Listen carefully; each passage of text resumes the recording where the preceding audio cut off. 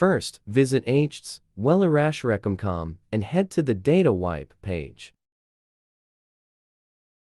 You can scroll down to check all the features and the step-by-step guide in detail.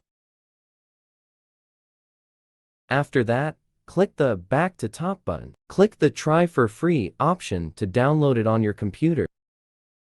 Double-click the downloaded setup to install it on your computer by following the step-by-step guide. Once finished, click Finish to close setup. Run the software on your PC, then you will see this main interface. To permanently delete PC files, you need to select the File Shredder option. Click the Add File option to select the files you want to permanently delete on your PC, then click OK to import them. If you added a file by mistake, you can select it and click Delete to remove it from the list. Additionally, you can click Add to continue to import the file as you want to erase.